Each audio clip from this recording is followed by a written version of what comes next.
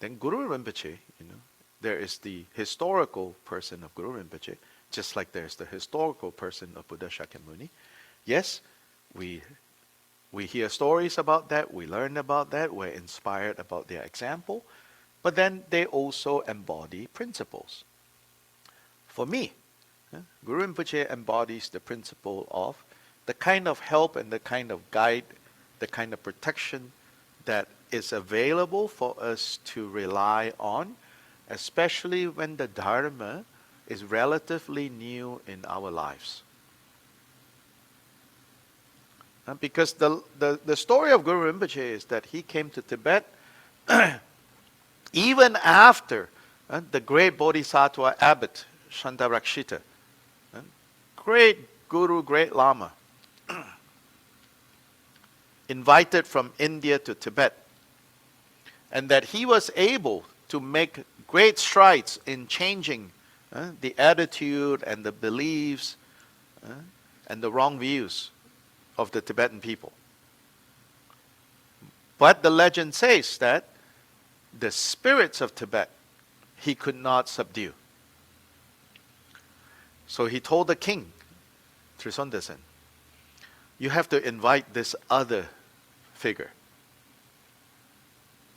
Right? And that was Pemasambhava, Guru Rinpoche.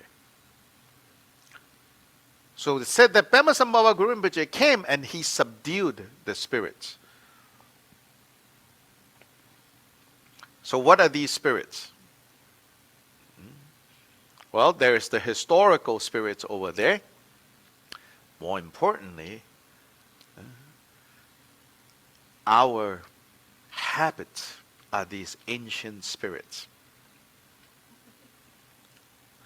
The humans in this story are the more reasonable obstacles that we have. So then, through reasoning, through listening to the Dharma, you can convert with the Bodhisattva abbot, scholar, master, Santarakshita. He can do that. But our ancient spirits are very stubborn. So the story says, at the building of Samye Monastery, in the morning, the king's human force would build. Then overnight, the ancient spirits will dismantle. So this keeps happening. And the king was like, what in the world is going on? And then Shantarakshita said, yeah, because, these ancient spirits don't like this. And then they said, okay, we need to invite Pemasambhava. So in our own lives, in our own Dharma practice, it can feel like that, You build up and you build up and you build up, Then these ancient spirits come out at night and undo everything. And ancient spirits cannot be reasoned with. So Guru Rinpoche came and manifested all kinds of ferocious forms and subjugated all of them. And at the very least, he bound them with very terrifying oaths, oath, the way. This word doesn't exist in modern English anymore. Oath-taking. I don't know when people stop taking oaths. It would be interesting to look into, right? Because oath-taking involves real scary things, right? Like you have to slit your hand, your palm, some blood needs to be spilled or, stuff like that. That's oath-taking, right? So Guru Rinpoche bound these ancient spirits with oaths. You cannot get in the way of the Dharma. Not only that, you have to protect the Dharma. If you break this oath, your head will explode in 1,000 pieces.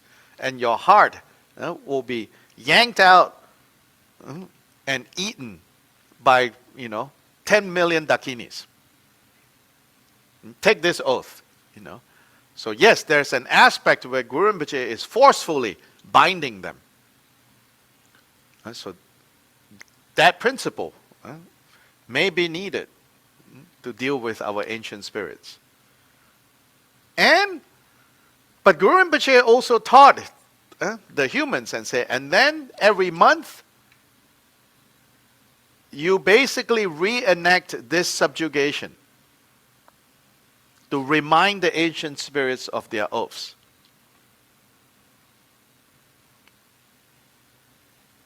That is also part of the psychology. Right? Although they are bound by oath, they need to be reminded. Hey, don't forget. Hey, don't forget. Hey, don't forget.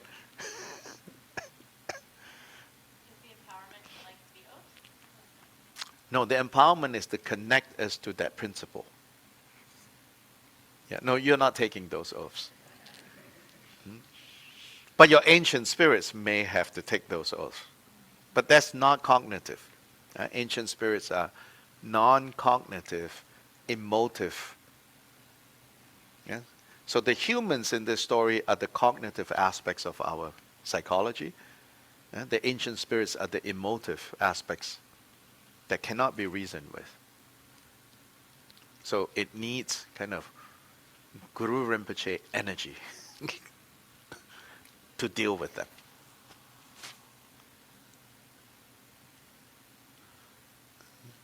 When unreasonable, afflictive emotions. Not some afflictive emotions are very reasonable, but the unreasonable ones, you have to connect to Guru Rinpoche. So that's my understanding, of my own experience of why Guru Rinpoche.